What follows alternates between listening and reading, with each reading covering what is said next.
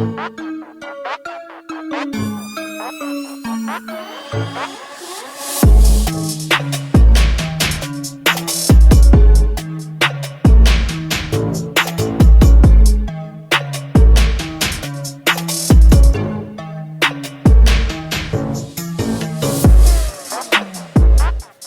everyone, welcome to Kempner Sports, and just like I've been saying, we just need to relax because Aaron Rodgers is back. Now the big question is for how long, and right now I don't care because that means we got a shot at the Super Bowl. That means that we got a legit chance to just run the table here and do amazing things. I don't know if we're going to be 16-0 and all the way through or 17-0 now, but listen, this is so exciting. And what I've been trying to listen to and share with others is that you really need to listen to what Aaron Rodgers is saying. Not listen to what the media is saying, not listen to what even the GM and the coaches are saying, to listen to Aaron Rodgers. Now, he has been saying very, very little, but he just came out with this incredible press conference where he laid it out all online. I know most of you have seen this. If you have not seen it, watch the press conference. So the big question I'm answering today is that, yes, he's back, but is he the quarterback or is he the general manager? Is he the GM? And so today we're answering those questions. One of the big things that he had talked about, it wasn't a draft day thing. He'd been talking to the team about this since February, and I think that's an important moment that he didn't get all that leaked. He was just basically saying, hey, if you guys aren't going to be walking with me, then why don't you just trade me now? Then, we know where you're going to go later on. And so, you know what? These are really fair things. The things that he brought up are extremely fair. Now, we know he's an amazing quarterback. We know he's a great leader. We know all these things. But there was a list of names that he dropped, and I was like, oh my goodness. And I just want to go with you on a few of them. He said the way that they mistreated Charles Woodson, Jordy Nelson, Peppers, Clay Matthews, Cobb, James Jones, John Kuhn. I was surprised to see one of these. Brett Good. I didn't even know who that was. Sorry, I apologize if you're watching this, and I had to look you up. TJ Lang, Bulaga, Casey Hayward, Michael Hyde. Some of these things, this is where it gets complicated, right? If you think about it, he's the quarterback and he's not the GM.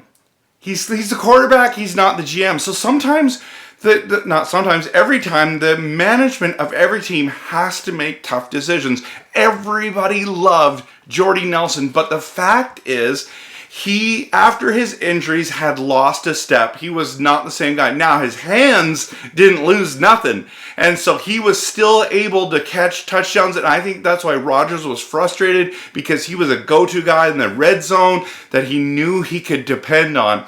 I think the word the manager was saying is like, we're paying this guy big money and we're not getting the same production. And so I can understand, like, some of these, like, I was sad to see Clay Matthews go, but I felt like he was declining. Cobb, he was making so much money. Kuhn, I don't really know that situation, but even TJ Lang, that was really disappointing. Bulaga, that was disappointing, but again, a number of injury history. And Charles Woodson, of course, the legend Charles Woodson.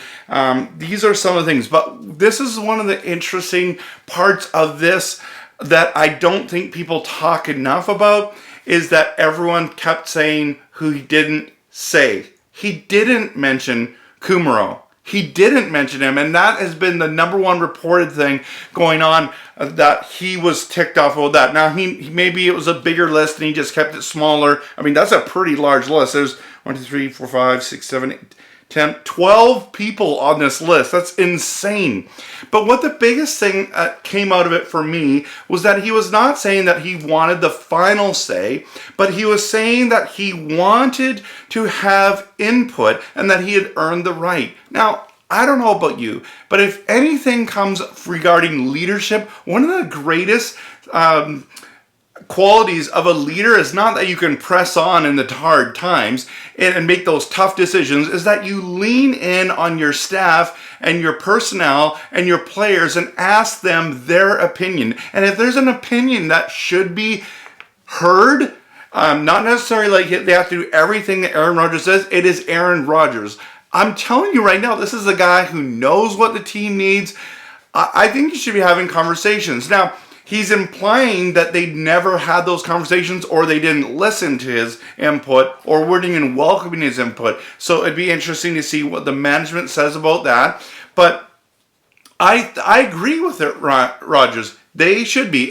As a leader, I would be going to Aaron and saying, hey, Aaron, I know that we didn't get to that goal that we were hoping. What are some things that you think that we need? What are some things? And then just hear his opinion. This guy is going to be in the Hall of Fame. He's going to be a first ballot Hall of Famer. He's now played 17 seasons with our team, most in any player in our franchise history. And this is we need to be listening to this guy. He knows what he's talking about. And so, and then he also dropped an awesome bomb. Like he wants to be in Green Bay. And he says, listen, I can help land some free agents. Listen, I know that Green Bay is not that tropical destination. It's not a holiday destination. The reason why people come here is because of our franchise, because of playing with me. And now some people are going to say, is he arrogant? No, he's not arrogant.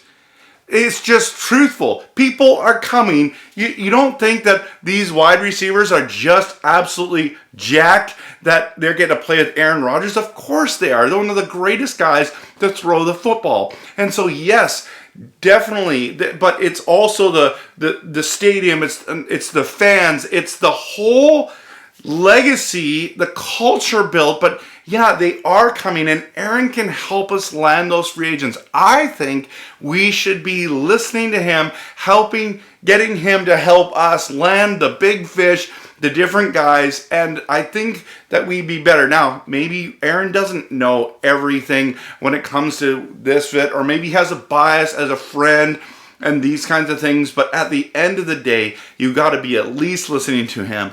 Now, the question is he back just for 1 year? Is he back for 2? There was an awesome article done on NFL.com that's now suggesting that they're in conversations that he's going to be along even longer than 2021. So we're gonna see, like, buckle in. I mean, you thought the drama was intense before. I think some of the stuff coming out next is going to be even better. Thanks so much for watching this video. Pumped Aaron's back. I'm predicting it right now. We're winning the Super Bowl. I know there's a lot of good teams out there, but I'm telling you, we are going to win this thing. I am so excited, and I hope that you just join me for some of this Packer content throughout the season. Anyways, go Pack, go!